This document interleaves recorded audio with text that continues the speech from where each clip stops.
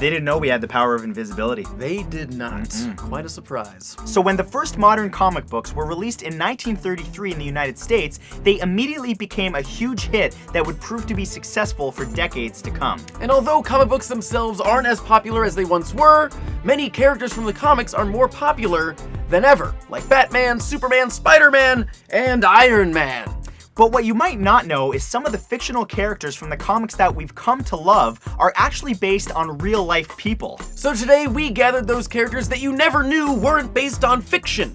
So here they are. 10 comic book characters inspired by real people. Number 1 is the Joker. First appearing in Batman #1 on April 25th, 1940, the Joker has become one of the most well-known villains not just in the Batman franchise, but of all time. The Joker's distinctive look was inspired by German actor Conrad Veidt. Everything, including his wide smile, haircut, and even the looks in his eyes, inspired the design of the Clown Prince of Crime. In the German expressionist film The Man Who Laughs from 1928, Veidt played a man whose face was disfigured into a permanently wide smile, further inspiring the look of the Joker. Conrad went on to star in such films as Casablanca, but the Joker, upon introduction, was labeled as a psychopath with a warped sense of humor, which wasn't too favorable with audiences. However, by the late 1950s, the character became more goofy in response to the Comics Code Authority. The Joker is one of my favorites for sure, a great example of how an innocent smile can get really creepy if you hold it for too long.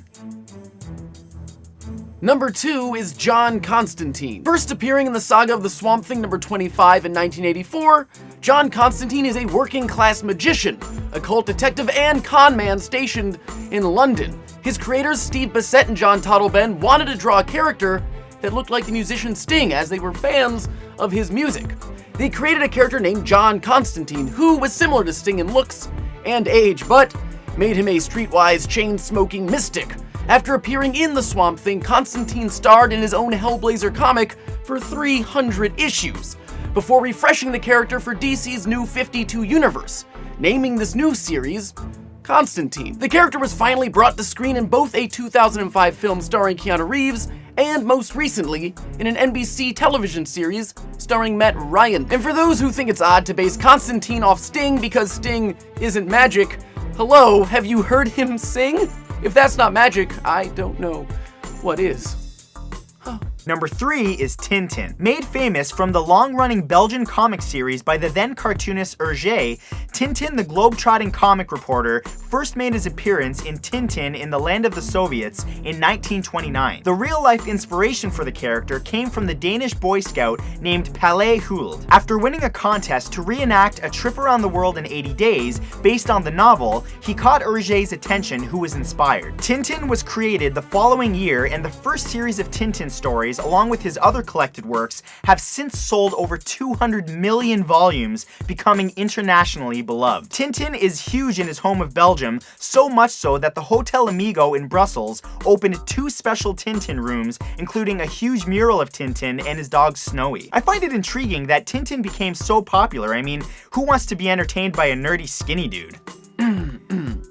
I am literally sitting right next to you.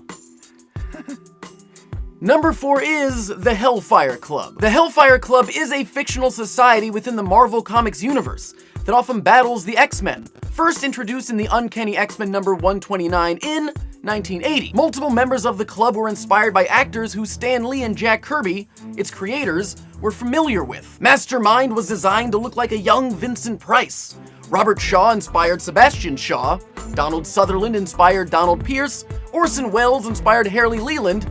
And Diana Rigg inspired Emma Frost. The Hellfire Club became long-standing antagonists to the X-Men and vital parts of the Phoenix Saga. Both Sebastian Shaw and Emma Frost can be seen in the film X-Men First Class at their regular spot, the Hellfire Club. Interestingly, a Hellfire Club was historically a nickname for places in the 18th century that were known for immoral acts, such as gentlemen's establishments. And now you know the secret connection between X-Men and strip clubs, which explains their stage names, especially Cyclops. Number 5 is Magneto and Professor X. Both Magneto and Professor X first appeared in the X-Men #1 in September 1963, around the height of the Civil Rights Movement. Since many of the X-Men could be comparable to the fight of any equal rights groups, it's not surprising that the opposing forces of Magneto and Charles Xavier were based off of Malcolm X and Martin Luther King Jr. Like Malcolm X and King, both men work to fight the oppression of their people, but each go about doing it differently. Magneto opts for a more forceful approach like Malcolm X, while Xavier works with the opposition diplomatically like King. The characters have been vital figureheads in the long-standing X-Men comic series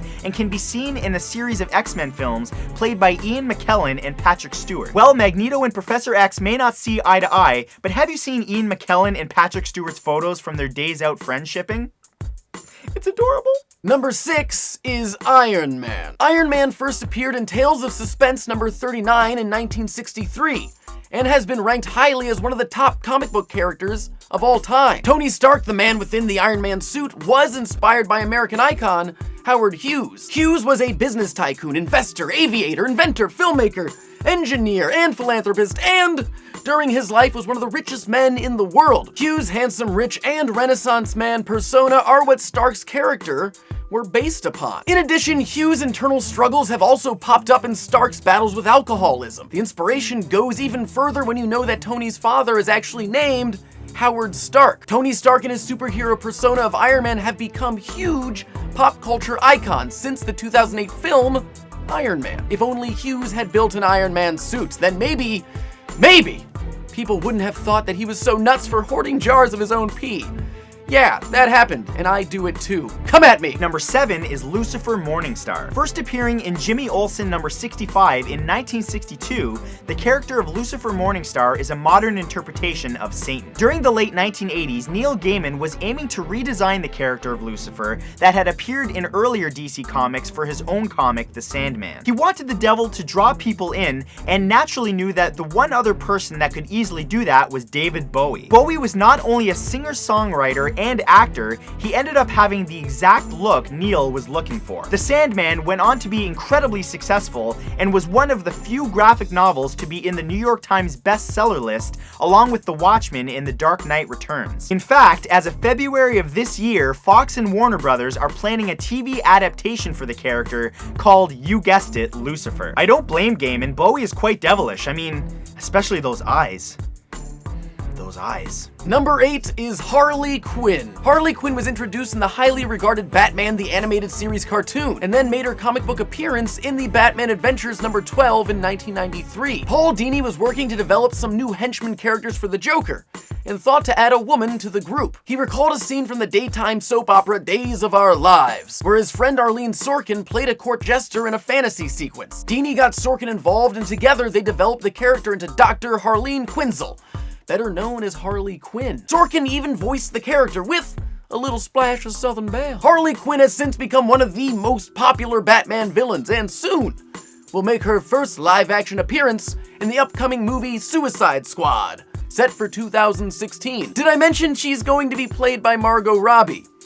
Yeah, I'm seeing this movie. Number 9 is J. Jonah Jameson. J. Jonah Jameson is the editor-in-chief at the Daily Bugle, and it was introduced in the first issue of The Amazing Spider-Man number 1 in 1963. Believe it or not, he was inspired by the one and only Stan Lee. Between the silver sides of hair and the stylish mustache, the similarities are striking. Jameson is always demanding photos of Spider-Man because Stan himself would do that all the time with his artists, along with being somewhat grumpy and irritable at times. Stan Lee has become the face of Marvel Comics thanks to his early work with Jack Kirby creating some of the most well-known Marvel characters, and the many cameos he's had in pretty much every Marvel film that has and will come out. Stan Lee has to be one of the coolest old men on the planet, just behind Chuck Norris. Nobody beats Chuck Norris. And number 10 is Darkseid. Just by looking at Darkseid, it's not hard to see why Adolf Hitler was the inspiration for the long-standing Superman villain. First introduced in Superman's pal Jimmy Olsen number 134 in 1970,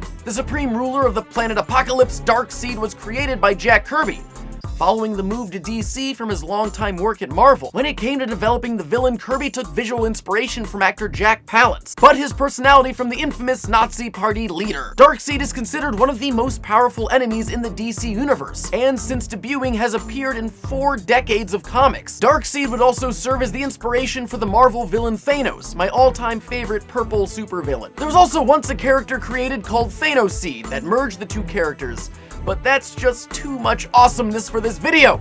Don't want to damage your brain and all, you need that for thinking and watching more videos. And that's it for this video, guys. Thank you so much for watching. Big thanks to Jake, aka Vsauce3, aka my baby bird, for helping me with this video. And if you enjoyed this one, you should definitely check out the video that we just shot for his channel called What If Quicksilver Ran Past You? Featuring, of all people, they're not really people, the Muppets. The Muppets and Matthew Santoro. And me. So if you guys want to check that out, I will put an annotation right here for you to click, and there will be a link in the description that you guys should definitely click and check out. One more time, thank you, Jake. Thank you, Baby Bring Snake. it in. Baby Snake. Baby Snake, Baby Bird. And, as always, thanks for watching. Peace!